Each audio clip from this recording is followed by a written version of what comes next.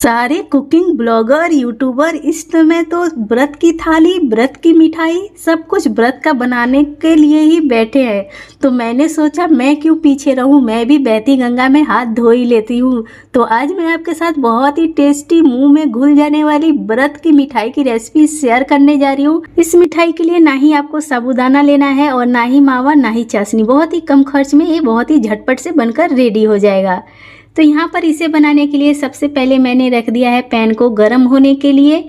और यहाँ पर आप देखिए मैंने ना 3 पाव फुल फैट दूध लिया था, जिसे मैंने रिड्यूस लगभग हाफ कर लिया है, लेकिन इसे ना 1 पाव करना है, हाफ केजी रिड्यूस कर देना है। तो मैं उधर फ्लेम को लो कर दिया है, वो अपने आप रिड्यूस होता रहेगा। यहाँ पर मैंने पैन में 6 चम्मच घी ऐड किया है और यहाँ पर मैंने ले लिया है हाफ कप से थोड़ा सा ज़्यादा है चावल का आटा। ये ना समा चावल का आटा है, इसे मैंने घर पर ही धोकर अच्छी तरह से बारीक पीस लिया है, बिल्कुल भी ये मोटा नहीं है। और इसके वेट की बात करें तो ये 100 ग्राम चावल का आटा है। तो इसे डालकर हमें लो फ्लेम पर, मतलब लो टू मीडियम फ्लेम पर 5 मिनट तक सेकना है। बिल्कुल अच्छी तरह से इसे सेक लेना है। तो अभी इसे भूनते हुए मुझे 5 मिनट हो चुके हैं। तो मैं अब क्या करूँगी, फ्लेम को हाई करूँगी और इसे हाई फ्लेम पर 1 मिनट तक कलर चेंज होने तक भून लूँगी। मतलब जब तक कलर नहीं चेंज होगा तब तक भूनना है, बहुत ज़्यादा कलर नहीं चेंज करना है, हल्का इसे लाल करना है। तो मैं आपको नज़दीक से दिखला देती हूँ। देखिए इसमें बिल्कुल परफेक्ट कलर आ चुका है। और यहाँ पर मिल्क को देखिए, ये भी रिड्यूस होकर एकदम गाढ़ा हो चुका है और ये 1 पाव हो चुका है, आप देख सकते हो।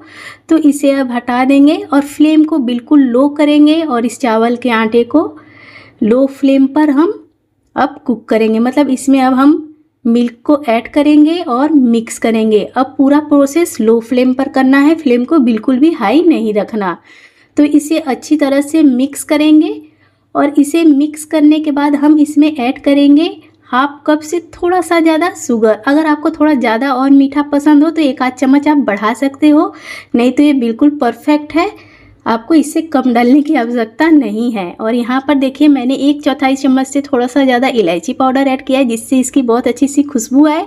और इसे बहुत अच्छी तरह से हमें प्रेस करते हुए मिक्स करना है और शुगर के मेल्ट होने तक कुक करना है। और आपने देखा फ्लेम को मैंने बिल्कुल ही लो रखा है। तो अब ये बिल्कुल परफेक्ट कुक हो चुका है, आप देख सकते हो डो फॉर्म में आ चुका है। तो इसे 10 मिनट के लिए ठंडा कर लेंगे। तो 10 मिनट हो चुके हैं।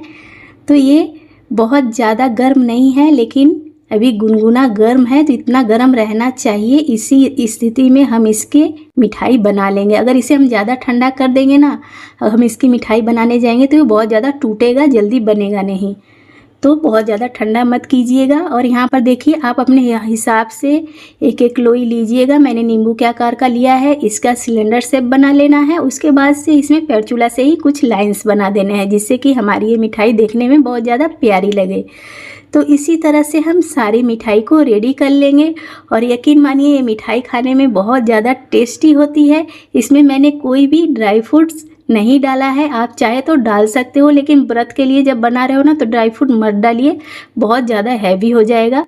तो थोड़ा कम ही मतलब इंग्रेडिएंट्स से इस मिठाई को बनाइए, बहुत ज़्यादा टेस्टी होता है। कोई ज़रूरत नहीं है एक्स्ट्रा चीज़ें डालने की। तो मैं जब तक मिठाई बना रही हूँ तब तक आप एक काम कर लीजिए, अभी तक मेरे चैनल को सब्सक्राइब नहीं किया तो प्लीज़ जाकर सब्सक्राइब कर लीजिए। अगर आप फेसबुक से देख रहे हो तो मेरे पेज को फॉलो कर लीजिए। और यहाँ पर देखिए मेरी बहुत ही प्यारी सी मिठाई बनकर हो गई है तैयार। तो मैं थोड़े से पिस्ता से इसे गार्निश कर दे रही हूँ। तो मैं आपको एक तोड़कर भी दिखला देती हूँ, एक कितनी प्यारी अंदर से सुपर सॉफ्ट जूसी मिठाई होती है। और इसे बनाकर आप 2 दिन तक बाहर रख सकते हो, फ्रिज में मत रखिएगा, क्योंकि ये इसमें घी है, घी हार्ड हो जाएगा फ्रिज में रखने से। तो अब किस बात का इंतजार है, जाइए दौड़िए भागिए और बनाइए सुपर सॉफ्ट, बहुत कम खर्च में बनने वाली ये प्यारी सी मिठाई।